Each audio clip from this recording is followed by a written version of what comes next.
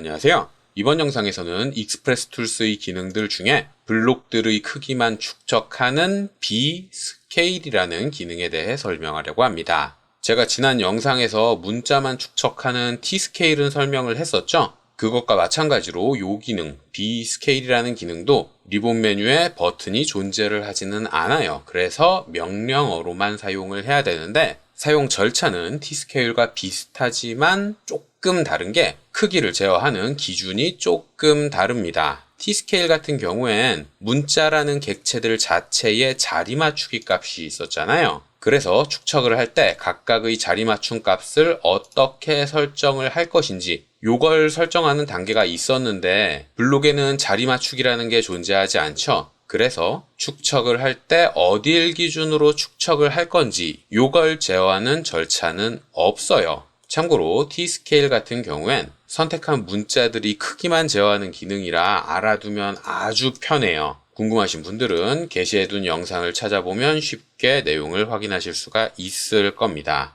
자, 어쨌든 다시 본론으로 돌아와서 블록 같은 경우엔 자리 맞추기 값이 존재하지 않기 때문에 모두 블록의 삽입점을 기준으로 크기를 바꿉니다. 지금 제가 사용 중인 도면에는 총 3종류의 블록이 있는데 각각의 블록의 삽입점마다 수직선을 한 개씩 붙여 넣었어요. 그리고 축척은 개별적으로 다른 상태입니다. 가장 작은 건 111 기본이죠. 그 다음에 중간에 있는 건 222. 이 친구들도 중간에 있는 건 전부 다 222로 축척이 설정되어 있는 상태고 끝에 있는 건 축척이 3으로 설정되어 있는 상태예요. 자, 이 상태에서 블록의 축척 값들을 일정 값으로 제어하려면 그냥 쭉 선택해서 특성 창에서 바꿔도 괜찮기는 하죠. 다만 이렇게 수정을 해버리면 일괄적으로 같은 값으로만 설정이 돼서 크기가 균일하게 밖에는 설정되지 않습니다. 그 대신 스케일이라는 우리가 자주 사용하는 축척 기능, 이 기능을 사용을 해서 블록의 크기를 제어하려고 하면 위치가 바뀌어버리는 문제가 있죠. 그래서 이럴 때 사용하면 편한 게 B스케일이라는 기능이에요.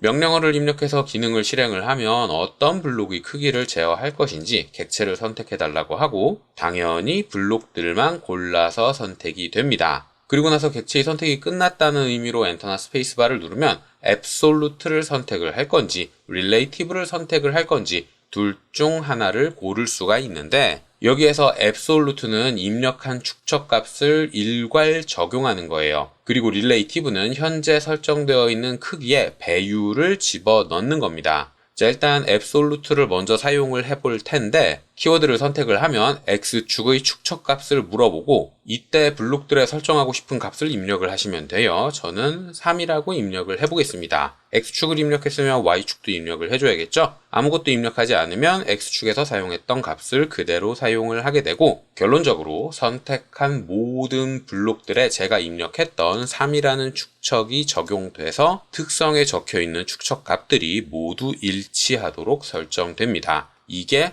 앱솔루트, 절대적인 축척 값을 설정을 한다는 거죠. 자, 근데 대부분의 경우에 크기의 차이는 유지를 하고 제자리에서 2배 또는 3배 이런 경우가 훨씬 더 많단 말이에요. 그렇기 때문에 앱솔루트보다는 릴레이티브를 사용을 할 일이 훨씬 더 많을 겁니다. 릴레이티브도 사용 절차는 모두 다 똑같아요. 옵션 키워드를 설정하고 나서 X축으로 2배, Y축으로도 2배를 하겠다. 이렇게 배율을 입력을 하면 선택한 모든 블록들에 설정되어 있던 축척에 제가 2를 입력했으니까 그 축척 값들이 모두 2배가 되어 있을 겁니다. 요건 111이었으니까 222가 됐고 요건 222였으니까 444가 됐고 그리고 이 친구는 333이었으니까 666이 되는 거죠. 사용 방법 자체는 이렇게 아주 간단해요. 물론 블록의 축척 값을 제어하는 일은 문자의 축척을 제어하는 것보다는 빈도가 좀 많이 떨어지기는 합니다. 근데 지도를 사용한다거나 혹은 측량한 지점을 표기한다거나 이런 심볼들을 많이 사용하시는 분들은 이 기능을 알아두면 작업이 훨씬 편해질 수가 있어요. 다른 모든 객체들은 가만히 두고 선택한 블록들의 크기만 이렇게 일괄적으로 제어할 수 있는 꽤나 편한 기능입니다.